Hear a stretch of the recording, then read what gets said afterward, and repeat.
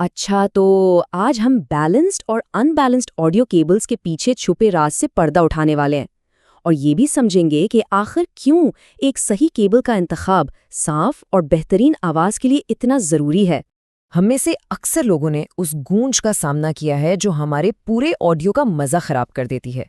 तो आज हम इसकी तह तक पहुंचेंगे कि आखिर ऐसा होता क्यों है और इसे रोका कैसे जा सकता है।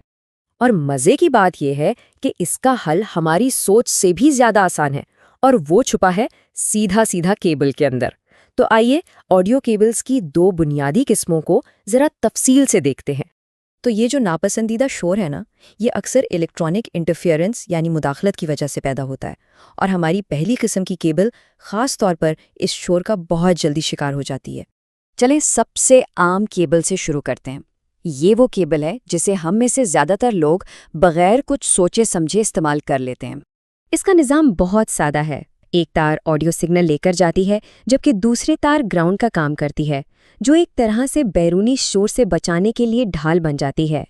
मतलब सारा भारी काम सिग्नल वाली तार करती है और ग्राउंड वाली तार बेचारी कोशिश करती है कि रेडियो या दूसरे इलेक्ट्रॉनिक से आने वाली मुदाखलत को रोके। तो असल कहानी ये है कि इसकी यही सादगी इसकी सबसे बड़ी कमजोरी भी है। कोई भी शोर जो इसकी शील्ड से बचकर अंदर आ जाता है वो सीधा हमारे ऑडियो में शामिल हो जाता है। जी हाँ, ये कनेक्टर्स हर जगह नजर आते हैं। गिटार की केबल से लेकर घर के स्टेरियो सिस्टम के पीछे तक यही लगे होते हैं। यहाँ एक अहम नुक्ता है। अनबैलेंस्ड केबल्स दरअसल सिर्फ छोटे फासलों के लिए ही ठीक काम करती हैं, यानी तकरीबन 4 मीटर से कम। इससे ज़्यादा लंबाई पर शोर एक बड़ा मसला बनना शुरू हो जाता है। तो फिर लंबे फासलों या प्रोफेशनल सेटअप के लिए क्या किया जाए जहां आवाज़ का बिल्कुल साफ होना सबसे ज़रूरी है? अच्छा, इसके लिए एक बहुत ही ज़बरदस्त हल मौजूद है। अनबैलेंस्ड केबल के बरअक्स एक बैलेंस्ड केबल में होती हैं 3 तारें और यही इजाफी तीसरी तार है जो शोर को ख़त्म करने वाला सारा जादू करती है। ये कनेक्टर्स रिकॉर्डिंग स्टूडियोज़ और लाइव साउंड की दुनिया में एक ख़ास वजह से ही राज करते हैं।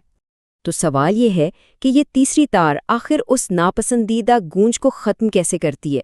जनाब, इस तकनीक को कहते हैं फेज़ कैंसलेशन।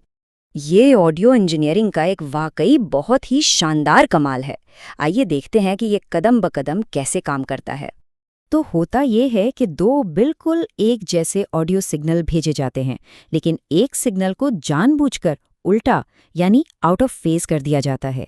अब रास्ते में दोनों तारों पर एक जैसा शोर आ जाता है।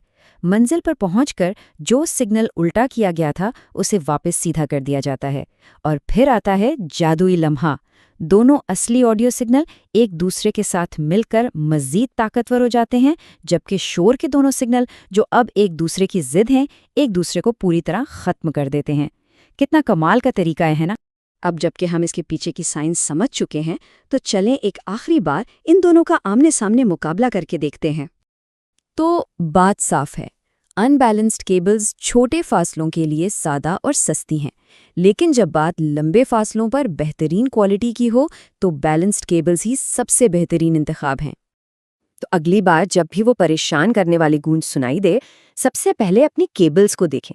क्या काम के लिए सही केबल इस्तेमाल हो रही है? याद रखिए, एक सही इंतखाब आवाज़ के मेयार में ज़मीन आसमान का फ़र्क ला सकता है।